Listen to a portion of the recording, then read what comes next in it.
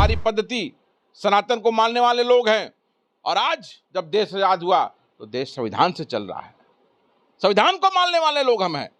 और किसकी हिम्मत है कि सनातन को खत्म कर दे, और किसकी हिम्मत है कि संविधान को फाड़ दे। मर जाएंगे, मिट जाएंगे संविधान की रक्षा को करने के लिए। और आप जो ये भ्रमित करने वाला बात कर रहे हैं, भ्रमित करने वाला बयान दे रहे हैं, आपको अपने बयान से राजा भैया वापस होना चाहिए। बाहुबली कहलवाएं या जो कहलवाना कहलवाएं, उससे अपने को बहस नहीं है। इस देश से बड़ा कोई नहीं है। हमारे बोधिसत्व भारत रत्न बाबा साहब भीमराव अम्बेडकर जिन्होंने संविधान का निर्माण किया, उनसे बड़ा कोई नहीं है। इस देश में संविधान से बड़ा कोई नहीं है। तो ये राजा भैया हो या कुछ नहीं, सब ऐसे कहवाने, संविधान के सामने सब बौना है। लेकिन जब संविधान की बात आती है तो संविधान को मानने वाले लोग एक तरफ हो जाएंगे, एक साथ हो जाएंगे। और ऐसे फ्रिंज एलिमेंट जो हैं, जो संविधान के विरोधी हैं, जो सिर्फ सनातन का सहारा लेके राजनीति करना चाहते हैं, और एक्चुअली में सच्चाई में ये सनातन का इस्तेमाल राजनीति के लिए करते हैं, तो ये सनातन के विरोधी हुए।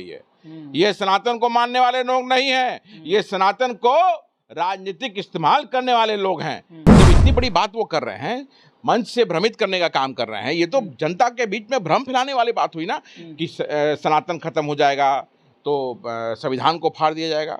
और कौन सनातन खत्म कर रहा है? इस देश का इतिहास बहुत लंबा है, बहुत पुराना है, कोई सनातन नहीं खत्म कर सकता है। और ये देश 1947 में आजाद होने के बाद संविधान से चल रहा है। और हमारा संविधान जो है हर दिन मजबूत होता जा रहा है। किसी की औकात नहीं है कि वो संविधान को हाथ भी लगा दे। उत्तर प्रदेश के राजा भैया किसी कार्यक्रम में जाते हैं, मंच पर खड़े होकर के कहते हैं कि अगर सनातन खतरे में आएगा तो संविधान भी नहीं बचेगा, संविधान को फाड़ करके फेंक दिया जाएगा। इस विषय पर हम बात करेंगे। बात करने के लिए हमारे साथ दलित फायर ब्रांड नेता कांग्रेस के आदित्य पासवान जी हैं। हर एक मसले पर अपनी बात रखते हैं। इस मसले पर भी इनसे हम जानने की कोशिश करेंगे कि इनकी मत क्या है। सबसे पहले तो स्वागत है। बहुत धन्यवाद आपका। कह रहे हैं कि सनातन अगर नहीं बचेगा तो संविधान भी नहीं बचेगा। देखिए, मैं आपके माध्यम से ये मुद्दा ये 2 दिनों से पिछले चल रहा है ये, और ये मामला काफ़ी गर्म है। मैं आपके माध्यम से राजा भैया कुंडा का गुंडा को ये कहना चाहूँगा कि क्यों भ्रमित करने वाली बात कर रहे हैं आप? कौन सनातन को खत्म कर रहा है? मैं आपके माध्यम से पूछना चाहता हूं कि मंच पे जा करके आप जो लाउड माइक लेकर के जो कह रहे हैं कि अगर सनातन खत्म होगा तो संविधान को फाड़ के फेंक दिया जाएगा। भारत है ये देश हजारों वर्ष का इतिहास है इस देश का। हमारी पद्धति सनातन को मानने वाले लोग हैं। और आज जब देश आजाद हुआ तो देश संविधान से चल रहा है। संविधान को मानने वाले लोग हम हैं। और किसकी हिम्मत है कि सनातन को खत्म कर दे, और किसकी हिम्मत है कि संविधान को फाड़ दे। मर जाएंगे, मिट जाएंगे संविधान की रक्षा को करने के लिए।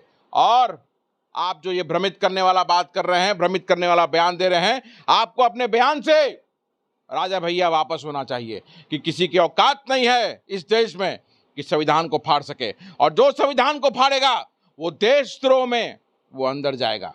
उसे देशद्रोह का मुकदमा चला करके अंदर करवाने का काम हमारे जैसे लोग, संविधान को मानने वाले लोग, देश के 150 करोड़ आपको एकमात्र छोड़ करके लग जाएंगे कि आप सलाखों के पीछे जाइए, संविधान को फाड़ने की बात आप कर रहे हैं। इसलिए ये भ्रमित करने वाली बात जो है आप नहीं कीजिए।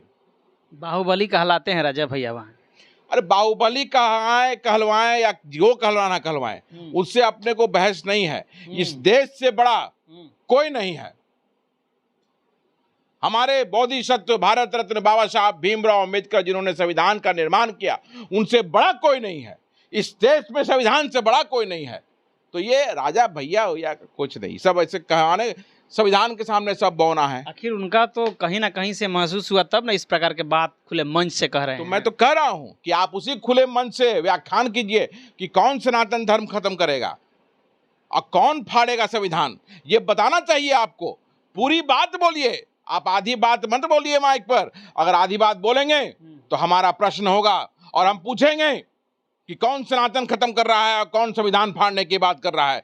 किसी को औकात नहीं है कि संविधान वो हाथ भी लगा सके। क्या लग रहा है कि उत्तर प्रदेश के जो चुनाव होने वाला है उस चुनाव में ध्रुवीकरण करके इस प्रकार के वो काम कर रहेंगे?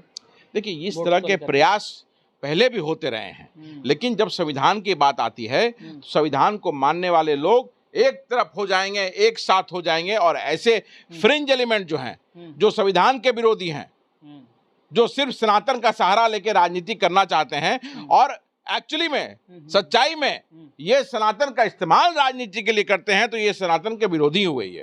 ये सनातन को मानने वाले लोग नहीं हैं, ये सनातन को राजनीतिक इस्तेमाल करने वाले लोग हैं। तो ये जो हैं एक्चुअली में सनातन के भी विरोधी हैं, सनातन को भी नहीं मानने वाले लोग हैं ये, और ये संविधान को मानने वाले लोग भी नहीं हैं। तो ऐसे लोगों को, ये फ्रिंज एलिमेंट हैं सोसाइटी के, इन पर ज़्यादा ध्यान देने की आवश्यकता नहीं है। योगी आदित्यनाथ कुछ नहीं बोलते हैं, खुले मन से इस प्रकार की बात कहा जाता है, लेकिन योगी आदित्यनाथ एक एक्शन भी नहीं लेते हैं उन पर।